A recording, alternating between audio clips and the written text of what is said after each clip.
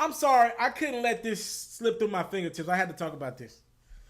Ladies and gentlemen, there's a report out in the atmosphere via Stephen A. Smith of ESPN that Dan Gilbert, the Cleveland Cavaliers owner, who you see to the right of me in this video, he has told people around him, including other executives and owners around the league, that if his star player, LeBron James, opts to leave him again in free agency, that it won't be the worst thing in the world, quote, he'll be able to get his team back, unquote.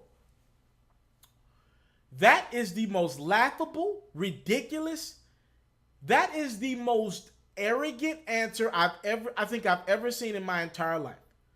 First and foremost, LeBron James has been in the league for 15 years now. Every year outside of maybe his first couple years, he's put his team in a position to compete for an Eastern Conference Finals appearance. The last decade, he's pretty much essentially put his team in a position to compete for a championship every one of those years, ladies and gentlemen. LeBron James is pretty much a guaranteed 26, 8, and 8 a night at this point in his career. He's the best player of this generation by far. He's the most relevant player by far in this generation. People are looking to know this man's every footstep.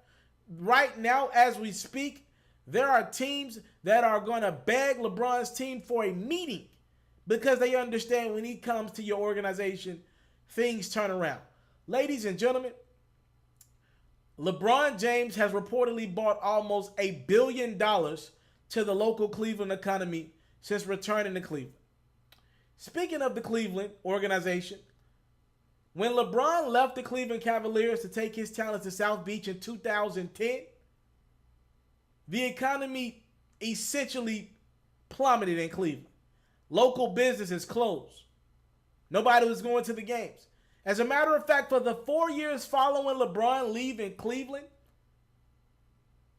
they were the worst team in the NBA every year. They had 3 of the 4 number 1 picks in that time span. What was LeBron James doing? Well, he was just in 4 straight NBA finals, winning 2 championships. Now, Dan Gilbert, again, the man that you see to the right of me. The night that LeBron James opted to make his decision, televised on ESPN, he wrote a letter saying how he promised he'd bring a championship to Cleveland before LeBron brought one to Miami. He was that upset. He called LeBron James names. He disrespected LeBron James' family, and the commitment to greatness that LeBron James had given the Cleveland Cavaliers for the first 8 years of his career. LeBron James' family does not like Dan Gilbert. As a matter of fact, LeBron James' mother, this is out of LeBron James' mouth, told him don't return to Cleveland.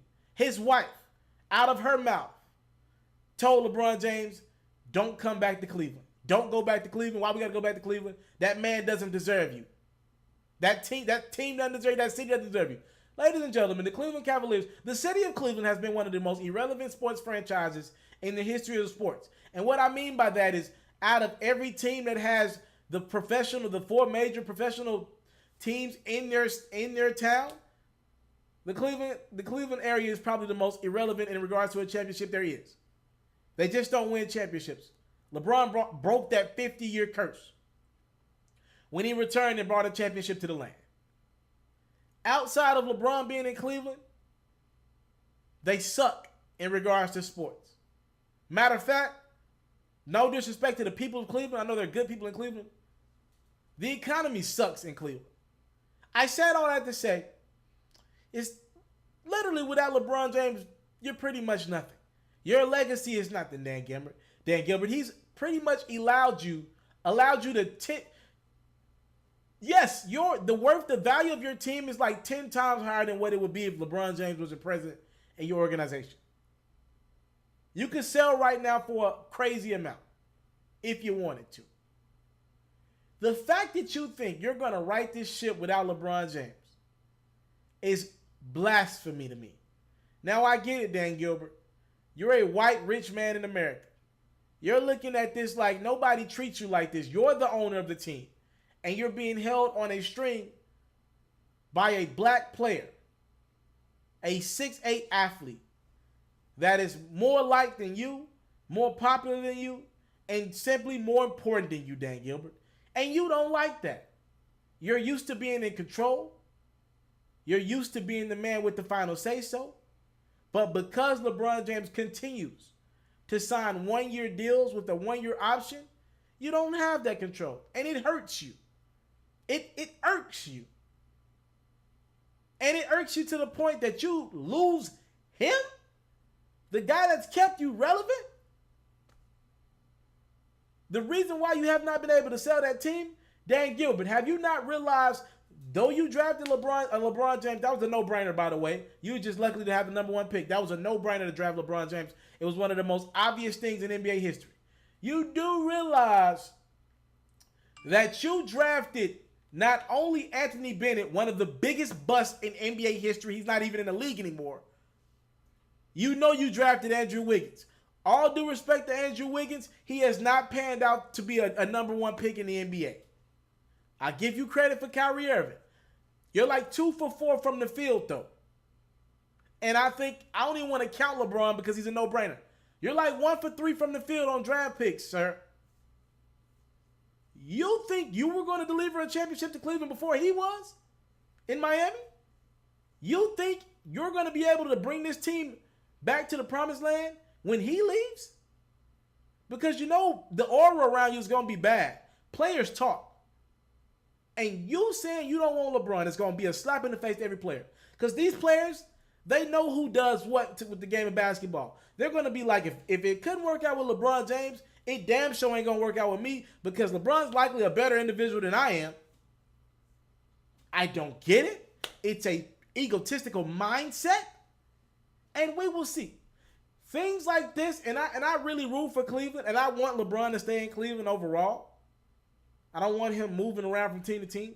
Things like this, personally, as a fan of basketball and morals, it makes me want LeBron to leave. To stick it to you one more time and watch that organization plummet, not because of the fan base, but because you are a disrespect and a disgrace to the game of basketball. You're the epitome of what I don't like, not only in the game of basketball, not only in sports, but what I don't like about this country. A man that was put in position to win by someone else and wants to take all the credit for the successes of his life as if he's really took some risk and did some things and some gambling. You're privileged, and you're showing your privilege right now. No matter how much money you have, LeBron James built the Cleveland Cavaliers. Like it or not. I want to salute you, homie, for building your own thing and doing your own thing, creating your own platform, your own website. I got one life to live out my dreams, and I'm giving this thing all I got. I interview celebrities. I talk sports. I represent the culture. Right now you're turning up on MrTaliaferro.com, shawty.